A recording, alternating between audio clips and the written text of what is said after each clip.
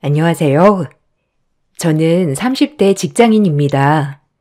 여러 가지 힘든 상황들이 많았지만 지금은 어느 정도 일상생활을 되찾고 있습니다. 저에게는 너무나도 소중한 사람이 있었습니다. 사고로 인해서 저의 곁을 3개월 만에 떠나게 되었지만 저는 아직도 남편을 그리워하고 있어요. 남편은 20살이 되고 만난 첫 남자친구였습니다. 남자친구와는 지인의 소개로 만나게 되었는데 처음 보는 날부터 딱 제 마음에 들어왔어요. 남편 역시 제가 마음에 들었는지 적극적으로 저에게 대시를 하더라고요. 서로 마음이 통해서 연애를 시작하게 되었고 저희는 10년 동안 연애를 하게 되었습니다. 남자친구는 20살에 만났을 때부터 혼자 자취를 하고 있었어요. 아는 친구들도 별로 없었고 대학에서 만난 지인들이 전부더라고요. 처음에는 가족이 없나 생각을 했었는데 나중에 연애를 시작하고 나서 얘기를 해보니 다른 지역의 가족들이 살고 있다고 말을 하더라고요. 그렇지만 주말이나 명절이 되어도 남자친구는 가족들을 따로 만나지 않았고 연락도 많이 오지 않았어요. 가끔 남자친구의 아버지에게서 연락이 오는 듯 했지만 남자친구는 가족들과의 사이가 별로 좋지 않다며 얘기를 했습니다. 진수야, 이번에 명절에는 뭐 할 거야? 이번에는 집에 내려갈 거야? 아니, 이번에도 그냥 아르바이트나 하려고. 가봤자 뭐, 반겨주는 사람도 없고, 가도 스트레스만 받고 그러지 뭐. 수진아, 너는 이번에 명절 보내고 언제 올 거야? 너 올라오면 만나자. 나도 명절 당일에만 집에 있고 저녁부터는 나올 수 있어. 같이 맛있는 거 먹으러 가자. 그래? 혹시 내가 가족들 안 만난다고 해서 좀 신경 쓰여? 아니, 신경 쓰이는 건 아닌데 그래도 우리가 만난 지 꽤 됐는데도 모르는 게 많은 것 같아서. 언젠가는 우리 가족 얘기해 줄게. 알았지? 남자친구는 가족 이야기를 많이 하지 않았어요. 다만 매번 가족 얘기를 피하는 것을 보고는 별로 하고 싶은 이야기는 아니구나 생각을 했을 뿐이었습니다.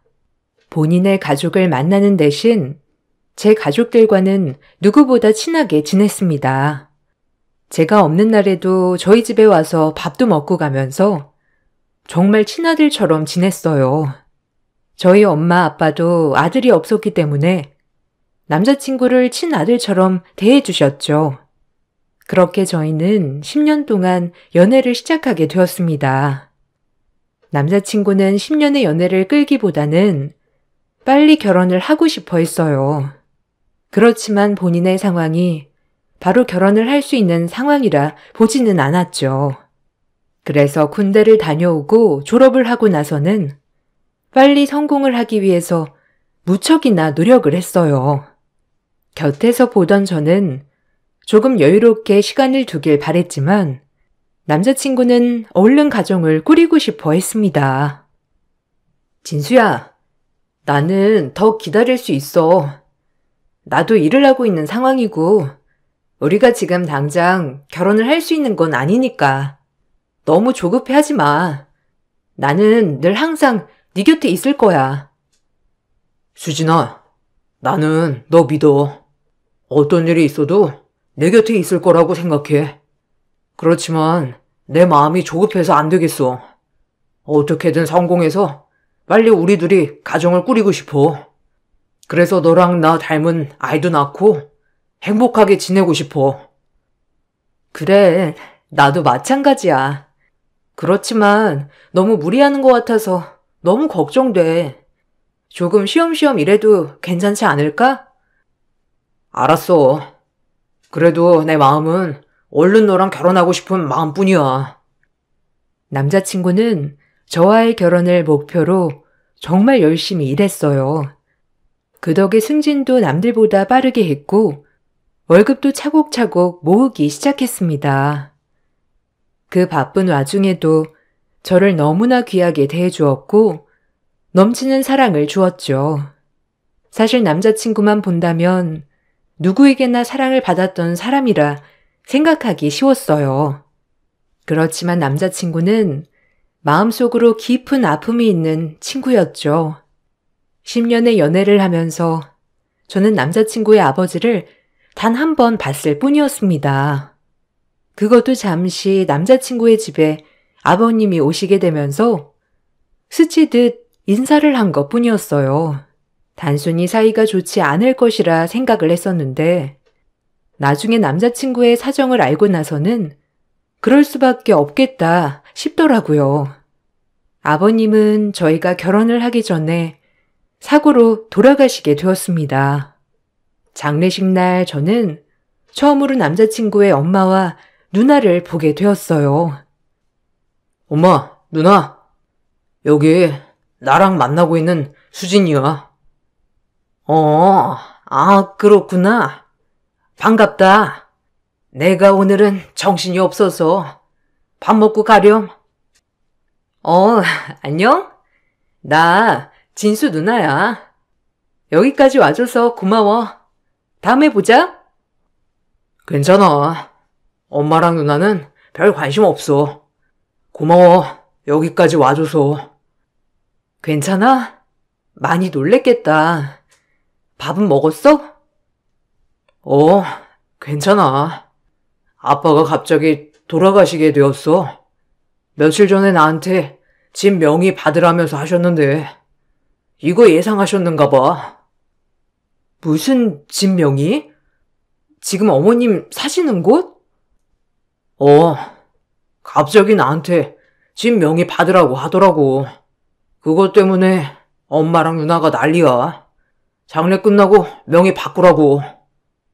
남자친구는 장례식 날 별말은 하지 않았어요. 다만 장례를 치르기 전에 아버님께서 갑자기 본가 집 명의를 남자친구 명의로 바꾸겠다며 이야기를 하시고 바꾸게 되었는데 그 며칠 후에 아버님께서 돌아가시게 되었거든요. 남자친구는 뭔가 아버지가 예상을 하신 것 같다며 매우 슬퍼하기도 했습니다. 저도 그때는 남자친구의 곁을 지켜주면서 함께 슬퍼했어요. 저희 부모님도 남자친구 아버님의 장례식에 참석을 하셔서 같이 슬퍼하셨죠. 그렇게 큰 슬픔까지 함께 하면서 저는 앞으로 평생 이 친구와 함께 해야 되겠다 다짐을 했습니다. 서로를 의지하면서 연애를 하던 끝에 10년의 연애를 마치고 결혼을 하게 되었습니다. 결혼 허락을 받기 위해 시댁을 갔을 때 시모와 시누이는 사실상 우리의 결혼에 별 관심이 없었어요. 딱히 반대를 한 것도 아니지만 그렇다고 반기는 것도 아니었죠. 그래, 진수랑 결혼하겠다고? 뭐 10년 연애했으면 결혼할 만도 하겠네. 어디서 하려고? 식장은 어차피 지역이 달라서 어디로 할지는 아직 안 정했는데 진수랑 저랑 직장이 있는 지역이 같은 지역이라 그쪽으로 하는 건 어떨까 생각하고 있어요. 어머님 생각은 어떠세요? 그래, 너네 맘대로 해. 어차피 초대할 친척이 있는 것도 아니고 가봤자 나랑 얘 누나밖에 더 가겠니? 그럼 예단이나 이런 건 어떻게 하시면 좋으실까요? 그런 것도 필요 없어. 그냥 날 잡고 말만 해줘. 참석할게. 결혼 날짜를 잡은 이후에도 간섭이란 것도 없었고 크게 관심이 없었어요. 결혼을 하고 난 이후에는 달라지지 않을까 생각을 했었는데 결혼을 하고 난 이후에도 저희에게 크게 관심이 없었답니다. 심지어 명절에 연락을 해도 시큰둥하고 각자 보내자는 말만 들었을 뿐이었어요.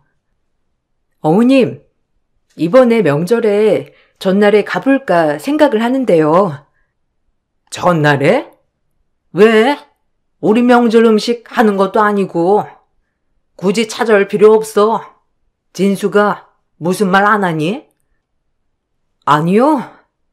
별말은 안 하는데 무슨 일 있나요?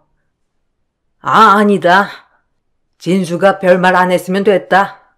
이번 명절은 그냥 각자 보내자꾸나. 아버지도 안 계시고 나도 그냥 혼자서 보내려고. 처음에는 시모의 이런 태도에 의아함이 컸어요. 남편에게 얘기를 해보아도 그냥 원래 그런 성격이라는 말만 들었을 뿐이었습니다. 주변에서는 결혼을 하고 나서 시댁과 너무 자주 만나서 스트레스를 받는다는 둥, 간섭을 너무 해서 트러블이 있다는 둥 여러 가지 이야기가 많았지만 저는 결혼을 하고 나서도 이전 생활과 다른 점이 하나도 없었죠. 어떤 사람들은 복받은 일이라고 말을 하기도 했지만 저는 이게 복이라기보다는 뭔가 수상하다고 생각을 하게 되었어요. 시모와 신우는 같이 한 집에 살고 있었지만 남편은 20살 이후로 쭉 독립을 해서 살아갔기 때문이죠. 시모는 남편의 생활에는 전혀 관심이 없었어요. 자취를 하면서도 엄마의 반찬이나 흔적을 한 번도 보지 못했죠. 특히나 아버지가 돌아가시고 난 후에는 시모의 관심이 더더욱 없어졌던 것 같아요. 여보, 이번 주말에 본가에 한번 갔다 올까? 당신도 내려간 지 오래되지 않았어? 왜? 엄마가 오라셔? 아니, 그런 건 아닌데 너무 안 뵌 지 오래된 것 같아서. 아니야. 굳이 신경 쓸 필요 없어. 엄마도 그런 거 싫어하고 나도 주말에는 좀 쉬고 싶어. 그래도 안 가면 좀 서운해 하시지 않을까? 수진아, 우리 집은 신경 안 써도 돼. 우리는 그냥 각자 생활을 할 뿐이야. 지대가 없다고 생각해도 괜찮으니까 너무 신경 쓰지 마. 친하게 지낼 필요도 없어. 남편의 말에 약간의 의아함이 들었지만 아무리 캐물어봐도 자세한 얘기를 해주지 않았어요. 다만 어린 시절 엄마가 자신에게 냉정하게 굴었다는 말만 할 뿐이었습니다. 남편은 어릴 때부터 시누이와 차별을 당했다고 말을 했어요. 당신 왜 어머님이랑 사이가 별로 좋지 않아? 엄마는 나보다 누나를 더 좋아했어. 누나가 똑똑하고 혼자서도 이것저것 잘했거든. 거기다가 살갑고 근데 나는 무뚝뚝하고 공부도 잘하지 못했으니까 아마 엄마도 나보다 누나가 좋았겠지. 에이, 그런 게 어딨어. 엄마인데. 우리 엄마도 나 공부 못하고 말 안 들어도 내 딸 그러는데? 그러게. 우리 엄마는 왜 그랬을까 모르겠어. 그냥 그렇게 지내다 보니까 엄마랑 점점 멀어진 것 같아. 그러니 앞으로도 엄마랑 크게 친해지려고 노력하지 않아도 돼. 알겠지? 남편은 어릴 적부터 시누이와 차별 대우를 받으면서 마음의 문을 닫았다고 얘기를 했어요. 어릴 적에는 시모도 자신에게 관심을 두었지만 점점 자신이 거리를 두기 시작하니 시모도 자신에 대한 관심이 줄었다고 말을 하더라고요. 그때는 그럴 수 있다고 생각을 했었죠. 남편은 결혼하고 나서 누구보다 가정적인 사람이 되었어요. 제 일이 끝나면 매번 저를 데리러 오고 쉬는 날이면 평소 가고 싶었던 카페나 맛집을 데리고 가주기도 했습니다. 결혼을 하고 나서 빨리 아이를 갖길 원했지만 제가 일에 집중하고 싶다고 하니 저의 의견을 존중해주고 조심스럽게 대했던 사람이었어요. 누구보다 저를 아껴주고 소중하게 여겨주었던 남편은 결혼 3개월 만에 고속도로 사중추돌 사고로 인해서 그 자리에서 사망을 하고 말았습니다. 저는 세상에서 가장 소중한 사람을 한순간에 잃고 말았죠. 연애는 10년 했지만 정작 내 사람이 되었던 남편은 3개월 만에 저희 곁을 떠났습니다. 갑자기 떠난 남편으로 인해서 저는 정신을 차릴 수가 없었어요. 큰 슬픔에 빠졌고 장례 역시 어떻게 치러졌는지도 모를 정도로 지나가 버렸습니다. 그렇게 슬픔에 빠져서 허우적대고 있던 저보다 더 슬퍼할 사람이 시무와 시누이라고 생각을 했어요. 그렇지만 이상하게 남편의 장례식 날 시무와 시누이는 슬퍼하는 모습을 보이지 않았어요.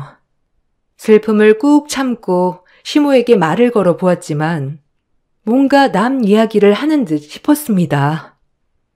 어머님, 어떡해요? 진수 불쌍해서 어떡해요? 그만 울어라. 이미 떠난 걸 어떻게 하겠니?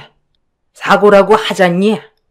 우리가 어떻게 할 수 있는 일이 아니야. 그렇지만 아직 너무 젊고 해야 할 일이 많잖아요. 그러게 말이다. 잘 살았으면 좋겠지만 어쩔 수 없잖니. 그러니 그만 울어라. 오시는 분들 네 눈치 보겠어. 네? 어머님, 슬픈 걸 어떻게 참아요? 원래 장례는 슬픈 것도 참고 견디면서 치르는 거다. 네가 운다고 해서 죽은 애가 살아 돌아오는 것도 아니고 이제는 좀 냉정하게 침착하게 정신 차려라. 그래 옳게. 그렇게 운다고 진수가 돌아오겠어? 일단 장례 치르고 정리할 건 빨리 정리하는 게 낫지. 운다고 흐지부지하면 더 정리 안 되고 더 힘들어. 알겠지? 처음에는 장례식장에서도 크게 목 놓아 울지 않는 시모와 시누이를 보면서 시부를 보냈던 일이 있어서 그런지 침착하구나라는 생각을 했던 것 같아요. 오히려 저를 달래면서 얘기를 해 주셨죠. 그렇지만 남편을 하루아침에 잃은 저로서는 바로 정신을 차릴 수가 없었어요. 하루는 목 놓아 울다, 하루는 정신을 놓았다가 그렇게 하면서 장례를 치렀습니다. 장례가 끝이 나고 나서는 저도 이상하다는 생각을 하게 되었어요. 아무리 냉정하게 생각을 하더라도 자신의 아들이 동생이 죽었는데 저렇게 냉정할 수는 없다고 생각이 들었습니다. 시모와 시누이는 장례가 끝이 남과 동시에 서류를 정리하자며 얘기를 했어요. 진수 장례 끝나면 우리 정리해야 할 서류들 빨리 정리하자. 지금 안 하면 흐지부지 계속 이어지게 되고 슬픈 마음이 들 수밖에 없을 것 같아. 어떤 정리 말씀하시는 거예요? 우리가 지금 살고 있는 집도 그렇고 아버지 유산으로 받았던 부동산도 아직 진수 명의로 있을 거고 이런저런 것들 다 정리를 해야 너도 마음 편하지 않겠니? 아, 지금 바로 해야 하나요? 장례가 끝난 지 얼마 되지 않았는데 조금만 시간을 주시면 정리해서 알려드릴게요. 아니다. 시간이 흐르면 너랑 나랑 더 서먹해지지. 지금 바로 정리를 하자고. 그래 옳게. 옳게 사실 아직 30대고 젊은데 시댁 식구들이랑 계속 이렇게 이어지는 것도 불편하잖아. 이렇게 정리할 때 바로바로 정리를 해야 나중에 불편하지 않고 문제도 안 생기지. 시모와 시누이는 아직 정신을 차리지 못했던 저에게 얼른 정리를 하자며 재촉을 했습니다. 그때는 시모, 시누이뿐만 아니라 주변에서도 시댁 식구들이랑 계속 연을 이어나가는 게 어려울 수 있다는 얘기를 많이 했기 때문에 시모와 시누이가 저를 생각해서 배려를 해주는 것이라 생각을 했었죠. 힘든 와중에 저는 남편이 가지고 있던 재산 내역을 확인하고 정리를 하기 위해 시댁으로 향했습니다. 재산 내역을 살펴보니 시모와 시누이가 살고 있던 집은 아직 남편의 명의였고 아버님이 남겨주신 부동산도 그대로 남아 있더라고요. 결혼한 지 3개월밖에 되지 않았기 때문에 저는 당연히 시모에게 주어야 한다고 생각을 했었죠. 그렇게 시댁에 방문을 하자 문이 열려 있더라고요. 잠시 외출을 했나 싶어 식탁에 앉아 서류를 정리하던 중 서류들이 바닥으로 떨어지게 되면서 저는 서류를 줍기 위해 식탁 밑으로 들어가게 되었습니다. 그때 시모와 시누이가 밖에서 들어와 얘기를 하더라고요. 얘 언제 온다니? 이제 올 때 되지 않았어? 그러게. 이제저제 온다고 하는데 언제 올지를 모르겠네. 어쨌든 모르는 거 맞겠지? 맞아. 아예 모르는 것 같더라고. 에휴, 마음 같아서는 화장을 하는 게 맞았는데 얘가 화장을 그렇게 반대할 줄이야 몰랐네. 그러게 말이야. 혹시 나중에 문제되는 건 아니겠지? 그럴 일 없어. 솔직히 나중에 알 수 있는 방법이 뭐가 있어? 그때 너랑 나랑 진수밖에 더 있었니? 거기다가 진수는 사고사로 이미 종결됐는데 뭐 어쩔 거야. 그냥 우리만 조용히 있으면 돼. 정말 괜찮을까, 엄마? 나 좀 걱정돼. 다 내가 책임져. 경찰에서도 모르는 걸 걔가 어떻게 알아? 일단 서류만 얼른 정리하고 우리도 다른 곳으로 가자. 시누이와 시모는 당시 사고에 대해서 얘기를 했어요. 대화하는 내용을 보니 사고에 대해서 미심쩍은 부분이 있다 생각이 들었습니다. 테이블 밑에서 시모와 시누이의 얘기를 듣고 난 후에 저는 한참을 고민했습니다. 바로 지금 일어나 시모와 시누이에게 따지느냐 아니면 좀 더 알아보느냐 고민을 하던 끝에 결국 저는 아무것도 듣지 못한 것으로 생각하고 다음을 준비하기로 했죠. 남편의 경우 친인척도 없는 상황이었고 대학도 타지로 오게 되면서 어릴 적 친구들과 다 떨어져 지낸 상황이었습니다. 그러다 보니 제가 알고 있던 지인들 중에서는 남편의 어린 시절을 알고 있는 친구들이 전혀 없었죠. 그러던 중 장례식장에 왔던 초중학교 동창 친구 한 명이 생각이 났습니다. 고향에서 가게를 하고 있다며 소개를 했던 것이 생각이 나 그날 이후 바로 그 친구를 찾아 나섰죠. 친구를 만나서 얘기를 듣고 저는 깜짝 놀랐습니다. 시모는 남편의 친모가 아니었습니다. 진수 어머님, 사실 진수 친모가 아니에요. 진수도 중학교 때 처음 알았고요.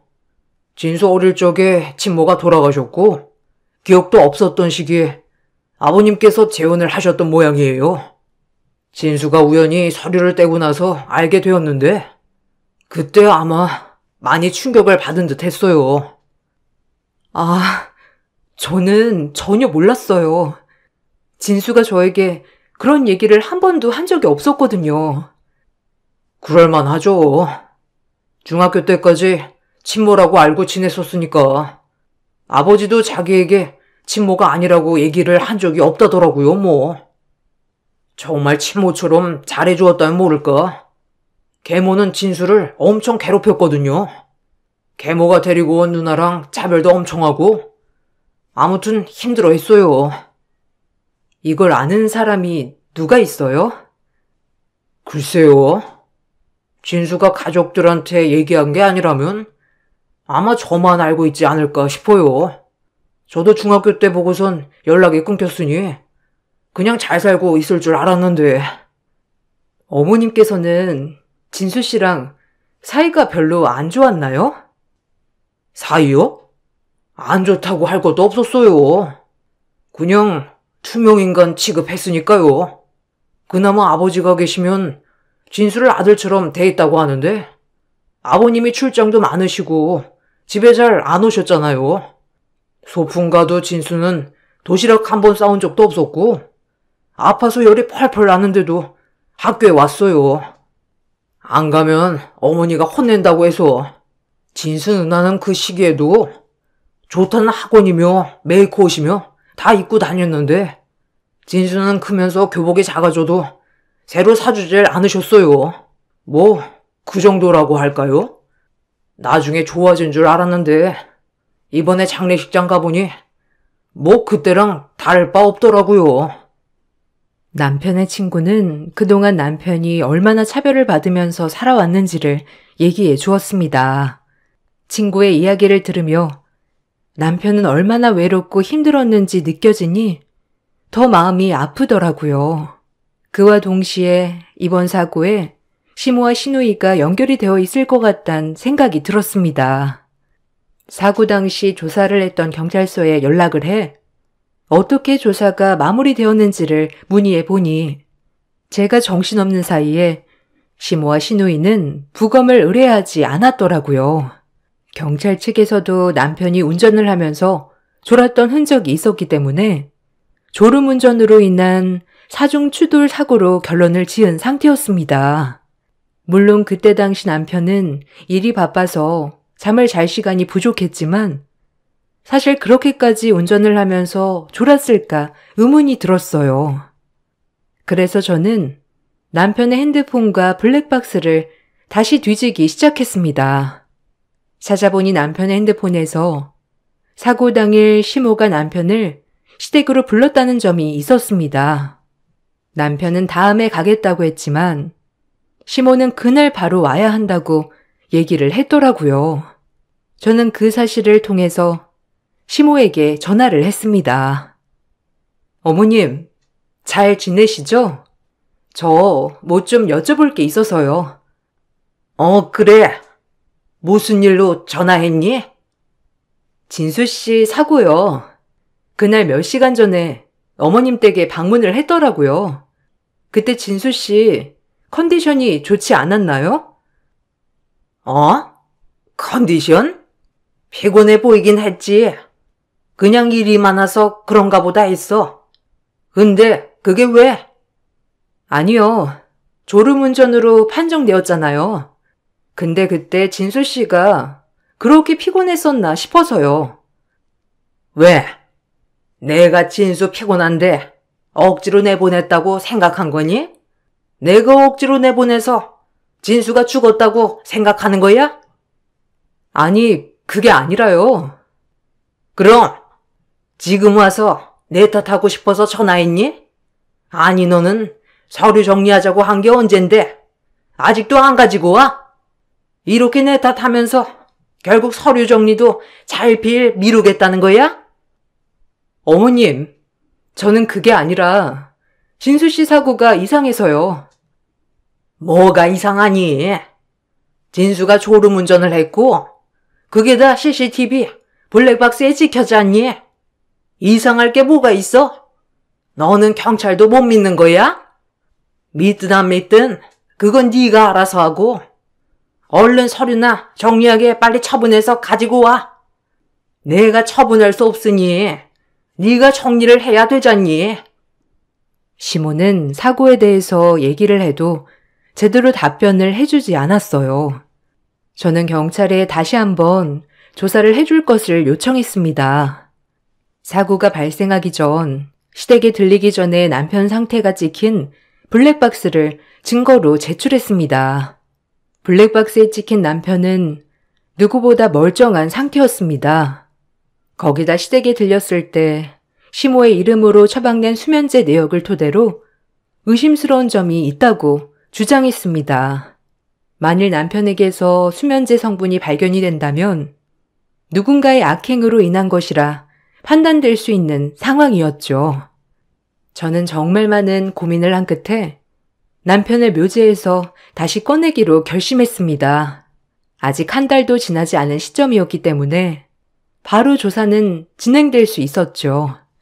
남편의 묘지가 파헤치는 날, 저는 피눈물을 흘리는 심정으로 남편의 억울함을 해결해 주겠노라 다짐했습니다. 그렇게 경찰에서는 다시 조사가 이루어졌어요. 조사 결과 남편에게서 수면제 성분이 발견이 되었죠. 부검께 수면제 성분이 발견되었습니다. 당시 단순 졸음운전으로 인한 사고사로 판명되었는데 다시 조사가 이루어지게 될 것 같습니다. 수면제 성분이 나왔다고요? 남편은 한 번도 수면제를 먹어본 적이 없어요. 그건 조사를 좀 더 해봐야 할 것 같습니다. 남편분께서 당시 수면제를 처음 복용한 것일 수도 있고, 다른 사람이 준 수면제를 복용했을 수도 있으니까요. 우선 조사를 해보고 알려드리도록 하겠습니다. 경찰 측에서는 남편이 수면제를 처방받아 먹었을 가능성이며 다른 사람에게 받았을 가능성 등을 모두 열어두고 조사를 시작했고, 조사 결과 남편은 한 번도 수면제 처방을 받은 이력이 없다는 것이 드러났습니다. 수상하게 생각을 한 경찰은 시모와 시누이의 처방 내역을 모두 확인을 했습니다. 그러자 시모와 시누이가 사고가 있기 전부터 꾸준히 수면제를 처방받은 사실이 드러나게 되었어요. 시모와 시누이는 저에게 억울함을 이야기했습니다.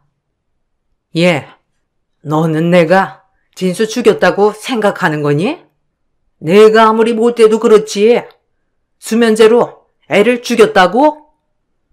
아직 판명된 게 없어요. 제가 어머님이 죽였다고 하는 게 아니라 진수 씨 사망에 대한 조사를 하는 거예요. 진수 사고에 대해서 조사하는데 왜 내 처방 내역서를 모두 알아보는 거니? 거기다가 진수 누나 처방 내역도 왜 알아보는 거고? 너희 우리가 진수 죽였다고 생각하는 거잖아. 어머님, 저는 어머님이 진수 씨 죽였다고 한 적 없습니다. 그게 아니면 뭔데? 너 지금 나 협박하려고 그러는 거니? 재산 우리한테 한 푼도 줄 수 없다고 하는 거야?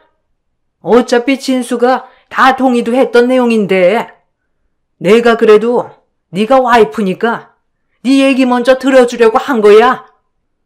네? 그게 무슨 말이세요? 진수 그때 우리 집 왔을 때 이미 서류에 도장도 다 찍고 갔다. 이거 지장이니까 가서 감별을 받든지 해봐. 시모는 사고가 발생하던 날 남편이 시모가 살고 있던 집 명의를 시모의 명의로 변경한다는 서류에 지장을 찍었던 서류를 내보였습니다. 저는 그것을 보고 이것 때문에 시모가 남편에게 수면제를 먹였을 수도 있겠다 생각이 들었어요. 저는 남편의 억울함을 위해서라도 끝까지 진실을 밝혀야 한다고 생각을 했습니다. 경찰 측에서도 계속해서 조사가 이루어졌어요. 그러던 중 시모는 저에게 결정적인 말을 하게 되었어요. 어머님, 집 명의 어차피 진수 씨가 어머님께 드린 거잖아요. 진수 씨 그때 명의 변경하려고 어머님 댁으로 간 거예요? 그래. 그날 전부터 바꾸고 싶었는데 시간이 안 돼서 못 바꾸다가 이번에 바꾸러 온 거라고 하더라. 어머님, 그때 진수 씨 중요한 회의가 있었어요. 회사에 알아보니까 급한 일이 있다며 반차를 쓰고 갔다고 하더라고요. 통화한 내역도 보니 부동산 사장님이랑도 통화를 한 내역이 있었어요. 제가 사장님께 여쭤보니까 명의 변경이 아니라 집 처분 때문에 연락을 한 거라고 하는데요. 뭐? 그 사람이 뭘 안다고 그래? 우리 집에는 명의 변경하겠다고 왔어. 너는 이 서류 보고도 못 믿겠니? 서류에 그 사람 지장 빼고는 쓴 글자 하나도 없잖아요. 그 사람 이름을 쓴 것도 없고 날짜며 아무것도 쓰지 않은 상태에서 그냥 지장만 찍혀 있는데 어떻게 이게 정상적인 계약인지 아나요? 그럼 이게 정상적인 계약이지 불법이니? 어쨌든 지장만 찍으면 되잖아. 자고 있든 뭐하든 지장만 찍으면 되는 거지. 자고 있어요? 어떤 상태든지 상관없다는 얘기다. 난 너한테 더 할 말 없고 여기 집은 진수가 생전에 동의해서 명의 바꾸기로 한 거니까 그냥 넌 서류 정리할 필요 없이 내가 알아서 하겠다. 저는 시모와의 대화 내용을 증거로 제출했고, 시모와 시누이는 경찰의 조사를 받게 되었습니다. 조사 과정에서 시모는 남편에게 수면제를 탄 영양제를 주었다는 사실이 드러나게 되었죠. 남편은 그걸 먹고 나서 시댁에서 잠시 잠이 들었던 모양이었어요. 그러다 일어나 서둘러 회의에 참석을 하기 위해서 올라오던 중 비몽사몽한 상태에서 사고가 발생하게 된 것이었죠. 결국 시모가 준 수면제를 탄 영양제가 남편의 사고로 이어지게 했던 결정적인 증거였습니다. 저는 그 사실을 알고 나서 경악을 금치 못했어요. 시모와 시누이는 경찰에 송치가 되었습니다. 알고 보니 시모와 시누이는 남편과 혈연 관계가 아니었기 때문에 상속에 대한 권한이 전혀 없던 상황이었어요. 이 상황에서 남편이 갑자기 죽게 된다면 자신들이 살고 있는 집마저 남에게 넘어갈까 두려워 명의를 바꾸기 위해 이 상황을 만들게 되었던 것이었습니다. 나중에 만난 시모는 저에게 사실을 털어놓으며 잘못을 고했어요. 어떻게 그러실 수 있어요? 전혀 미안하지 않으셨어요? 미안했다. 난 그렇게까지 사고가 날 줄 몰랐어. 이미 한 번 집에서 자고 나간 상황이니 다 깼는 줄 알았지. 사고까지 날 줄이야 상상도 못했다고. 난 단지 집 명의만 바꾸고 싶었을 뿐이야. 진수 아빠가 죽을 때 나한테 집이라도 넘겨줬다면 난 이렇게까지 안 했어. 진수한테 여러 번 집 명의 달라고 얘기를 했는데 걔는 죽어도 안 된다고 하더라. 그럼 어떡해? 어떻게든 집 명의 받아야지. 미안하다. 그래도 자식이잖아요. 어머님 배 아파 난 자식 아니어도 진수 평생을 같이 자란 엄마잖아요. 난 걔 내 자식이라고 생각해 본 적 없다. 아마 걔도 그걸 알았겠지. 그러니 나한테 집 명의를 절대로 주지 못한다고 했을 거야. 그래도 이건 다 내 잘못이라고 생각 안 한다. 진수 아빠가 나한테 집 명의만 줬어도, 아니 진수가 나한테 집 명의 돌려줬어도 난 이렇게까지 안 했어. 이건 다 당신이 만든 거예요. 당신이랑 당신 딸이 만든 거라고요. 평생을 진수가 얼마나 한이고 당신에 대한 원망과 서름이 컸으면 당신에 대한 동정이 조금도 없었겠어요? 시모는 끝까지 자신의 잘못만은 아니라며 항변했지만 그 모습에 저는 더더욱 기가 막혔습니다. 사건은 고의적으로 시모가 사고를 내기 위해 수면제를 먹였던 것이 아니라는 점은 밝혀졌지만 시모가 먹인 수면제로 인해 사고가 발생한 것으로 판명이 되면서 시모와 시누이는 처벌을 받게 되었습니다. 가족으로 인하여 고의 사고가 발생하는 사례들이 많다는 건 알고 있었지만 이렇게 직접 경험할 것이라고는 생각하지도 못했네요. 그래도 뒤늦게나마 진실을 알게 되어서 다행이라 생각합니다. 억울하게 세상을 떠나게 되었던 남편의 마음이 조금이나마 풀렸기를 바라봅니다. 저의 기막힌 이야기 끝까지 들어주셔서 감사합니다.